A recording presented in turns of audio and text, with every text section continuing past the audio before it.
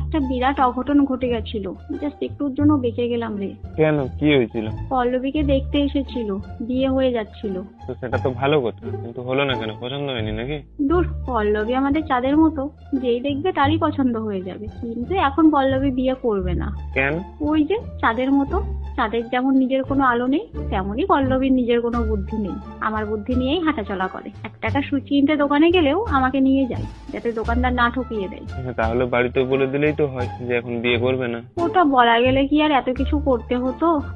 মানে পল্লবী রিচার্জ শেষ হয়ে গেছিল, দিনরাত ফোন ঘাটে বলে বাড়িতে রিচার্জের টাকা দেবো না বলছিল। তাই আমি বুদ্ধিটা দিয়েছি যে দেখ, সম্বন্ধে যখন আসতে দে, না করিস না। হ্যাঁ বলে দে, দেখতে আসলে যে 500 টাকাটা দিয়ে যাবে ওইটার থেকেই রিচার্জ করে নিবি। কথা মতো সেটাই করেছে পল্লবী। কিন্তু প্রবলেমটা হয়েছিল বিয়েটা ভাঙার সময়। পাড়ার সুমনকে দিয়ে, যে দেখতে এসেছিল, তাকে ফোন করিয়েছিলাম। সুমন বলল, দাদা আমি পল্লবীর বয়ফ্রেন্ড বলছি, আমাদের 7 বছরের রিলেশন, তাই যদি আপনি অন্য মেয়ে দেখেন তো ভালো হতো। তখন ছেলেটা সুমনকে জিজ্ঞেস করে, আপনি কি করেন? সুমন বলল, কিছু না। তখন হারামজাদাটা বলে, ভাই তোর মতো বেকারদের গার্লফ্রেন্ডকে বিয়ে করার জন্যই তো এত কষ্ট করে পড়াশোনা করে সরকারি চাকরিটা পেয়েছি, আর তুই বলছিস অন্য মেয়ে দেখতে। দিয়ে সুমন বলে, পল্লবী 3 মাসের প্রেগনেন্ট আছে। তখন মালটা আবার বলে, কোনো অসুবিধা নেই, অ্যাবর্শন করিয়ে নেব, আর থ্যাঙ্কস ফর ইনফরমেশন, এই খবরটা শ্বশুরকে দিয়ে 2-3 লাখ টাকা বেশি পণ নিয়ে নেব বলে ফোনটা কেটে দেয়। দিয়ে তারপর কি করলি? দিয়ে তারপর আমি ফোন করেছিলাম।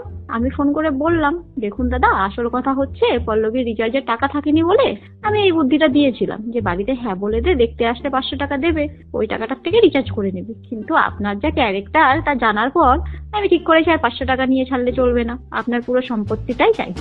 এবার আমার কথায় পল্লবী যখন সেজে গুজে আপনার সামনে গিয়ে বসেছে, তখন আমার কথায় খাবারে বিষ পর্যন্ত মিশিয়ে দেবে।